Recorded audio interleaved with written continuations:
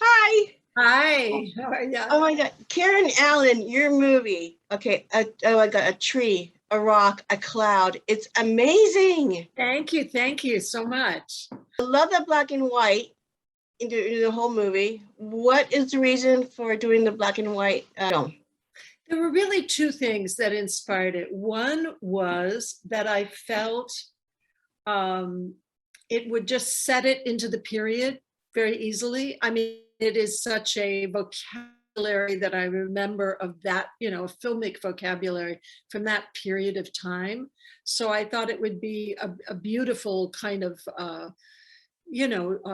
world to set the film in because it takes place in 1947, and I thought it would be expressive of that period. And the other thing was, I think about 6 months before while we were in pre-production getting ready to shoot, I saw a beautiful film by Paweł Polakowski called Ida, depending on how you pronounce it, which was in black and white and was so it inspired me in a lot of different ways in the way in which we shot it. And the cinematographer and I sat down and looked at that film several times because I thought that he did something with that film that was so it reminded me of films that I saw when I was first falling in love with films, like in the 60s and 70s. And it had to do with the simplicity of the camera, like how he used the camera in a very, very straightforward way. And what happens when you do that is you really penetrate the characters. You don't, when you whip the camera around a lot, there's never a sense of getting to know anybody. It's like, you're just on the surface of everything. And I thought, no, we're there with these guys for such a short period of time. I want you to feel like I want a connection. I wanted to do everything I could do so that the film connected to the people in the film. Yeah, it's amazing because I did feel that connection, even from the first shot of the road and the music. And for the first few minutes, it's like you get the feeling, but no one's like actually speaking until a few minutes into the film. But it's like you're so engaged in the whole film.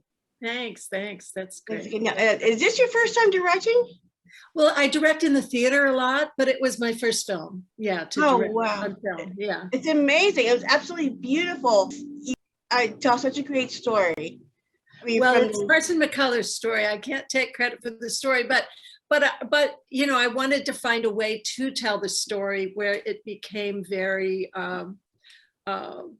meaningful. I mean, Carson started the story starts when the boy walks into the cafe.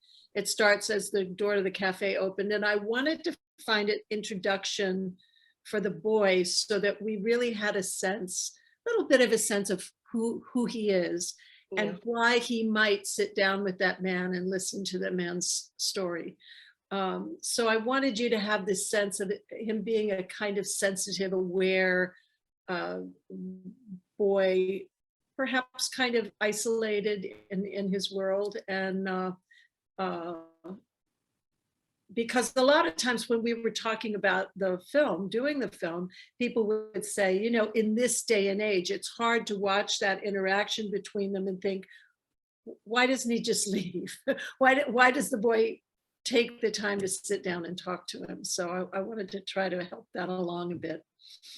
It's amazing. Also, now you're the producer of the film, but also I saw the credits. The writer actually has a building named after him, or the Carson something library on the credits. Oh, well, one of our producers, I mean, this is Carson McCullers Institute, which is down in Columbus, Georgia, stepped in early on in the process of raising money for the film because, unbeknownst to us, and a complete coincidence, was the year we were shooting the film the year that the film was going to be finished was Carson McCullers' 100th birthday. So there was a huge, there were things all over the world being planned to celebrate her birthday, but the big one was in Columbus, Georgia at Columbus University because that's where her center is. That's where she grew up. That's where she lived as a child. And so they have, you know, her home has become a kind of national place where people go, and it's become a little bit of a writer's center. And so we went down and we showed it to, like, our very first screening was to 1,200 people in a huge auditorium in celebration of Carson McCullers' life. And then we went to Rome and showed it in Rome because the foremost expert on Carson McCullers' work teaches at John Cabot University in Rome, and he was doing a big celebration of her life there, and he wanted to show it there. So that was a great way to start the process of showing the film. Oh my God, it's amazing. It's amazing. Okay, now I want you to direct more films. Are you going to do that in the future? Yes, I have one right now that we're in pre-production on. We're still in the process of raising money. It's based on a play that I directed maybe 10 years ago, and I would love to do it as a film. And so we're trying to make that happen. Oh, how amazing. Okay, now you go like from acting to directing in theater and directing in film. There is a big difference though. Okay, Oh yeah. can you explain to the audience what the difference is between directing theater and directing in film? Well, directing theater, I had a resistance directing to directing film because of the difference, because it is such a larger kind of ship that you're trying to navigate through the world. You know, when I direct a play, I cast the actors, and I have a stage manager, and I have my 4 designers, a lighting designer, sound designer, a costume designer, and a production designer or a set designer. And, you know, it's a small group of people I'm sitting in a room with, and we're working 8 hours a day, every day for a month, rehearsing, and the set's being built while so it's a different, there's a different level of collaboration, and there's a different, and then, you know, when the play is actually up on the stage, and my work to some extent is done, although there's still a process that you go through with the actors even after it's up on the stage.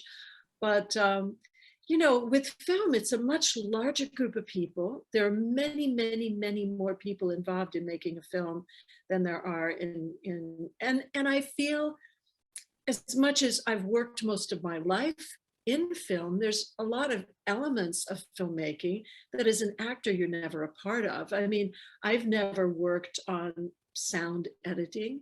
I had never sat down with an editor. I'd always thought secretly, if I ever was going to do something else in the film world, if I hadn't been an actor, I would have loved to have been an editor, because I think the storytelling aspect of a film is so tuned into the editing of the film. But, and I loved editing. I loved editing this film and working with our editor, who was phenomenal. And,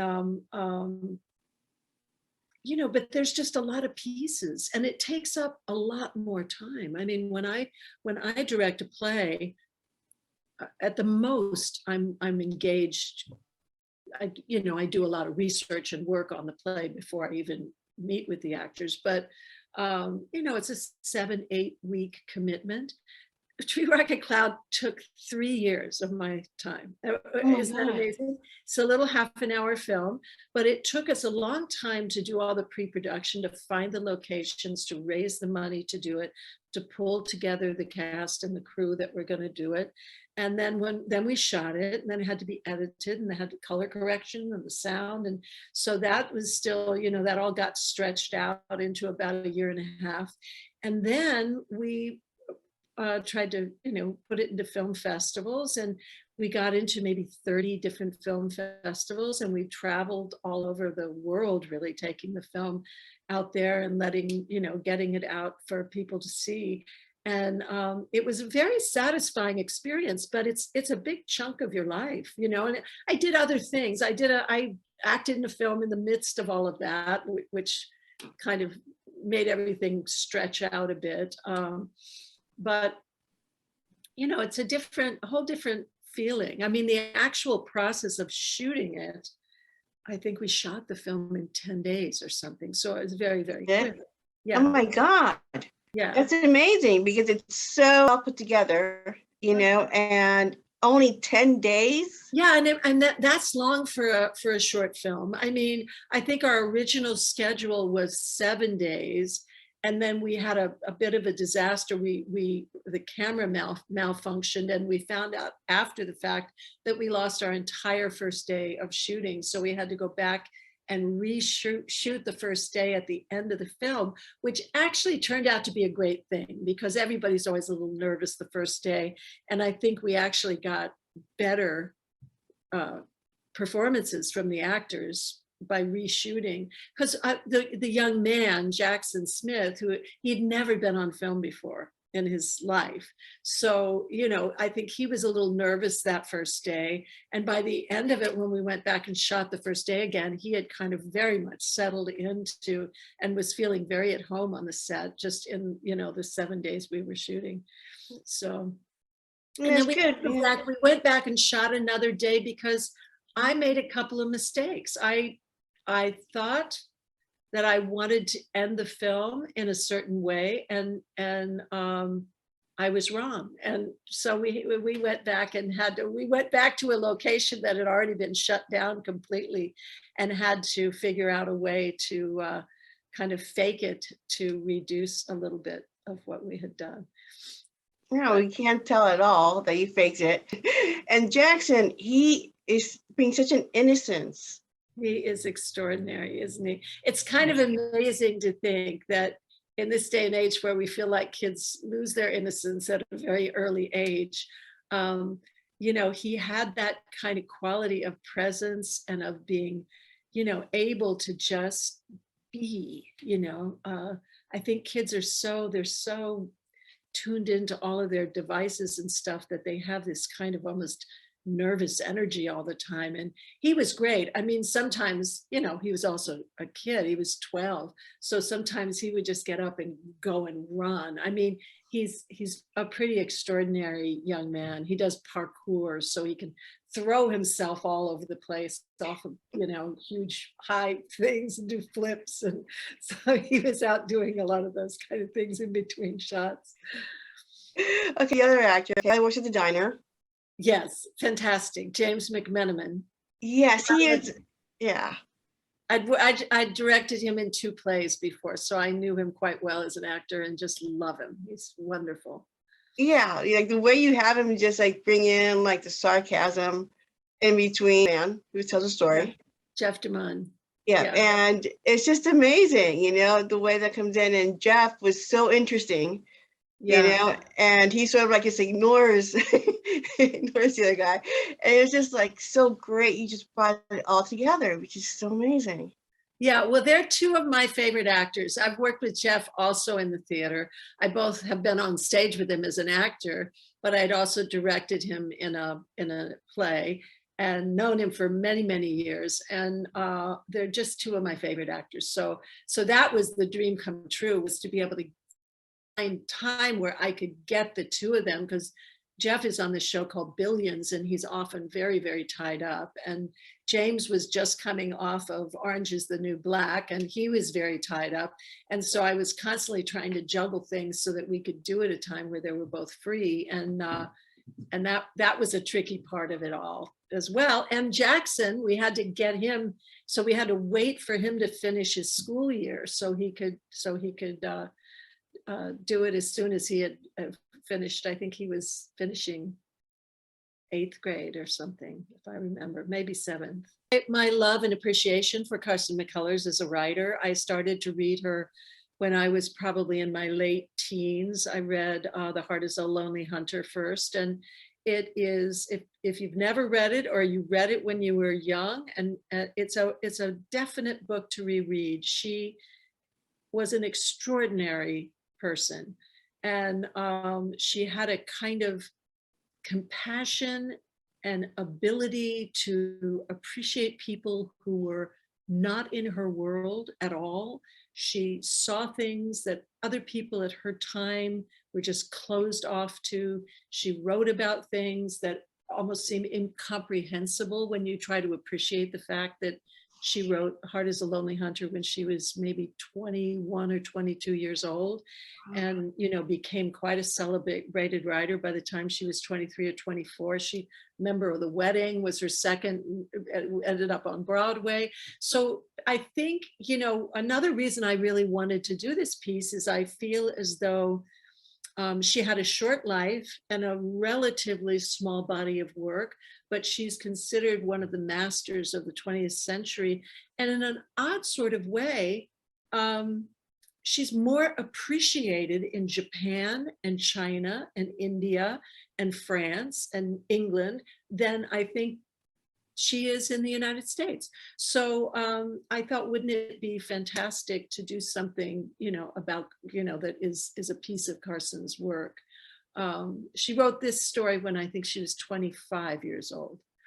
But I think that's the only thing I would add is that was, you know, a kind of very special thing for me to actually choose this piece to do, and to be able to kind of celebrate her incredible gift as a writer. Will you, in the future, more films about Carson's books? You know, I don't know. I could go back and look at some of her short stories, which, I mean, she wrote really extremely wonderful short stories, this being one of them. But I think, I don't know, is the answer to the question. There, you know, something that I would like to think about doing. I'd also like to write my own short film as well. I mean, if I just have to kind of see what there's time to be able to do. If I do this film that I want to do this based on the play, that will take up a huge chunk of my time looking forward into the future. But yeah. But I do things for the Carson McCullers Center as often as I can, just to talk about her work and promote her work and get people who haven't read her to discover her.